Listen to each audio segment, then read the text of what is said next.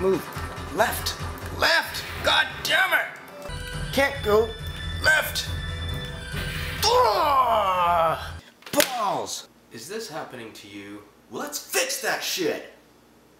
Alright, I've got myself a little working area here. Step 1, with a small Phillips screwdriver, remove all 5 screws.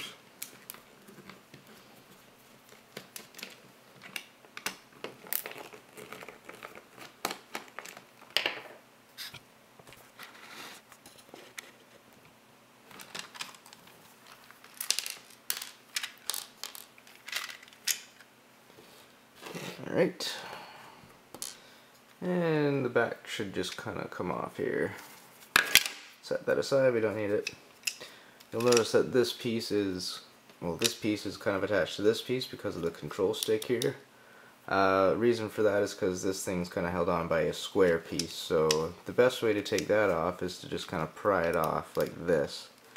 If you take it off the other way, like, oops, take it off by trying to pry apart the this part off of here with the screwdriver, you'll just end up denting all that crap up. So yeah, best to just pull it off. Now the next step I do is I take out this square thing, but I just kind of push it through and it comes out the bottom. Next you have 4 little clips here. Basically, you just kind of clip them off. They only come out a little bit. Don't force them open or anything because they don't move a ton. And I usually find that one of them always kind of sticks shut, so leave that one till last. Unclip all the ones that kind of snap out. Note that they're on the diagonals here. And then you just kind of pry the last one that doesn't want to move. Let's zoom this out a bit. So pry up on the one that doesn't want to move and just kind of slide this black thing off here. Careful when you're doing this because this is kind of spring loaded in here. So I've seen some kind of ridiculous videos on the internet of how to get these things out, which involve them flying out everywhere, but the easy way is just to cup your hand over it, use this square thing that you pried out earlier, and just kind of poke it through. Everything just kind of comes out in your hand then. So yeah, don't let it fly everywhere on you. Next, you're going to take whatever direction's not really working. For me, well, I just actually fixed the bottom one because that one was really not working for me. It wasn't doing anything. But I've since noticed that the left one also kind of is intermittent, so might as well make it awesome, right? So what you want to do is just kind of push it back a little bit. Don't do it too far, else it'll just break off. So just pry it back a little bit. That should be about good. Next step is you want to take your thinnest screwdriver, which is, in my particular case, it says 2 millimeters, so I don't know what that size is, because it's definitely a little longer than 2 millimeters. But in comparison to the button, it's about that size. But what you want to do here is just kind of pry this little kind of lip thing up a little bit.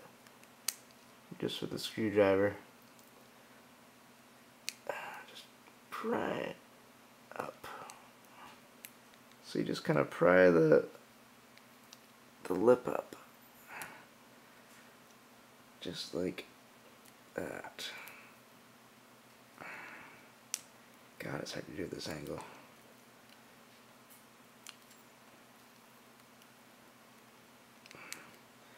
But you definitely don't want to go all the way around, because then you can't get it back in.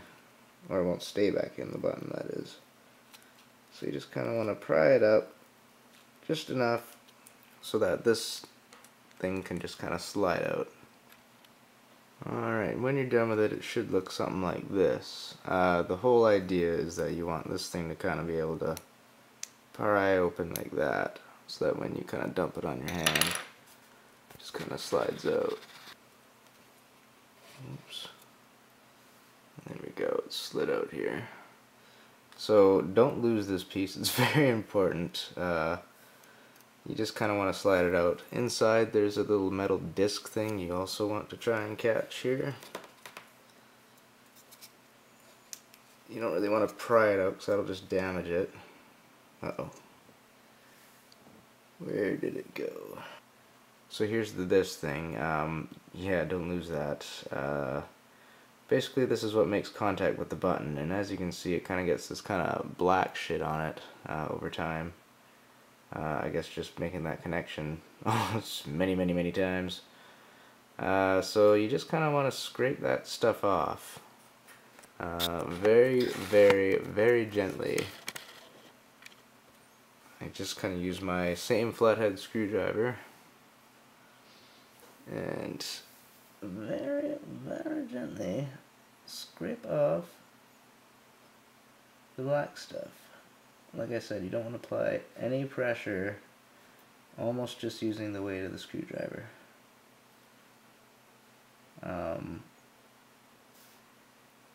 not sure if it's exactly this black stuff that does it, but I scrape it up anyway, or scrape it up. It doesn't have to all come off, but as long as you do scrape it off quite good, and it does make an improvement.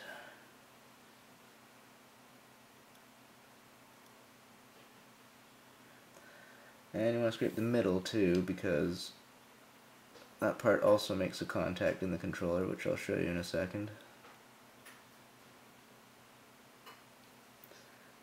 And on the controller side of things, you have these three contacts here. That one, and that one. Basically, you just want to scrape these with your screwdriver again. Get any sort of gunk that's on them off. Allow the electrical current to get through that. Okay, once you've got everything all good and clean, we're going to start the reversal process. So I just kind of face this thing downward, so gravity's on your side. Slide your metal disc back in, and slide this thing back in, and we're just going to kind of push down all this shit we kind of pulled up here. Make sure you brace the back of this switch thing, you don't want it coming off on you. I use a slightly thicker screwdriver for this one. And just kind of push it back. Feel free to use a soldering iron to maybe soften it up a bit or push it with that. Just carefully don't melt anything, that's why I'm not doing it. I'm not even going to risk it because I did this with the other one and it works just fine. Once you push it back, it's not going anywhere. So yeah, just go all the way around that and push it all back. Okay, that's good enough for me. It's not falling out or anything, and yeah, we got a good click going on here. So we're just gonna push back our button and do the reverse process. Well, I am anyway. If you have more directions that are sticking on you, you'll want to do those now. So I've done the down and the left on this controller. Might be different on yours, whatever. So either repeat that for those ones or move on to the next step. Okay, this is probably the most fun part you're gonna have to do. Getting these stupid springs back in. So basically, just kind of force them in there, just the way like they came out. I find if you put the springs on the white piece first, it makes it easier. You don't want to be trying to do it the opposite way. And if you can line them up the way they're supposed to go, focus. If you can line up the way they're supposed to go, then it makes it a little easier on yourself. Maybe. Yeah, this is really the most painful part. Here we go. See how they're kind of lined up? Makes it easiest for the last one. And you just kind of gotta scrunch it in and push it in really quickly. There you go. And line them up. Let's try to. Hey, it's a star.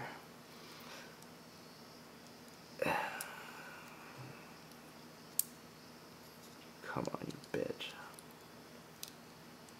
There we go. Okay, so now I've got a square. That's exactly what I want. Just gonna go ahead and put this thing back on. Oh, by the way, I've already cleaned all this stuff. You might want to clean all your bits as you take them out, but that's up to your discretion. And it just kind of pushes on. The clips just kind of do their thing. Make sure you apply even pressure just so that doesn't go on crooked. And Yeah, for the last step you just give it a good click in there, each of the sides, so that all of our clips clip into place. I think that's got it. Now we flip it over, put this thing back in, make sure you put the notch in. There's a notch on there, you match that up to there. There we go. And we have our pretty much our controller. So I just kind of lay this piece down and slap it on like that. So for this you're going to want to line up the cords so that you miss these two screw holes there and there. And also get through our port at the same time. It's kind of a bitch, I know. And while we hold it there, we just kind of quickly... There, now it's in. You have to do that quickly or else it that cord kind of goes back to its natural position. Tighten the screws, no shit Sherlock.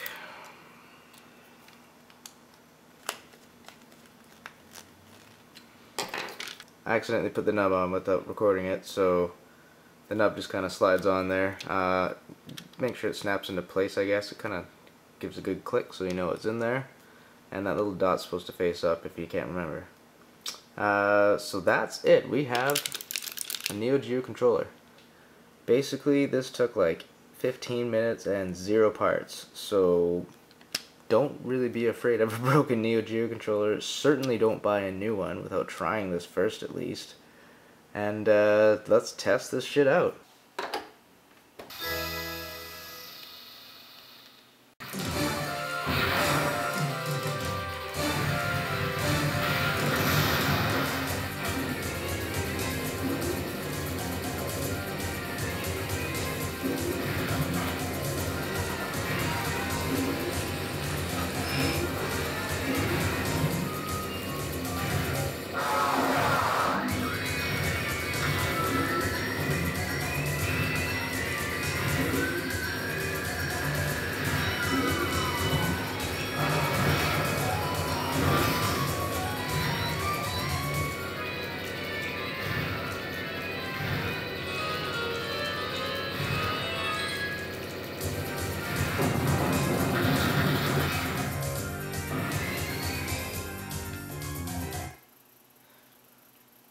Well, I'd say that passes the test.